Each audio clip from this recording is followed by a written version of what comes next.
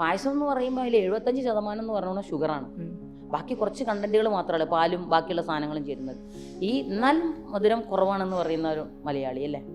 പിന്നെ ഉള്ളത് അരിയാണ്. അരിയാഹാരം നമ്മളുടെ ഒഴിച്ചുകൂടാനും 3 നേരമല്ല 4 നേരം അരി കഴിക്കുന്നവരാണ്. രാവിലെ ഇഡ്ഡലി, ദോശ, അപ്പം, പുട്ട് ഇതെല്ലാം അരി കൊണ്ടുള്ളതാണ്. അതിൽ ഫെർമെന്റ് ചെയ്ത് കഴിക്കുന്ന സാധനമാണ് ഇഡ്ഡലി, ദോശ എന്നുള്ളത്.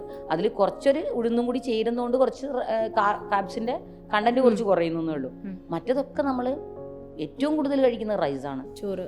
പിന്നെ വീറ്റാണെങ്കിൽ പോലും വീറ്റിൽ 50 ഗ്രാം വീറ്റിലും 50 ഗ്രാം റൈസിലും സ്റ്റാർച്ചിൻ്റെ അളവ് ഒന്ന് തന്നെയാണ്. കാരണം ഫൈബർ കണ്ടന്റ് കുറച്ച് ഗോതമ്പിലുള്ളത് കൊണ്ട് ദഹിക്കാൻ കുറച്ച് സമയമെടുക്കും. അരി അതല്ല, പെട്ടെന്ന് ദഹിച്ചു പോകും. അപ്പം നമുക്ക് അതിൻ്റെ ഒന്നും അത്രയും കലോറിയുടെ ആവശ്യമില്ലല്ലോ, അത്രയും കഴിക്കേണ്ട ആവശ്യമില്ല നമുക്ക്.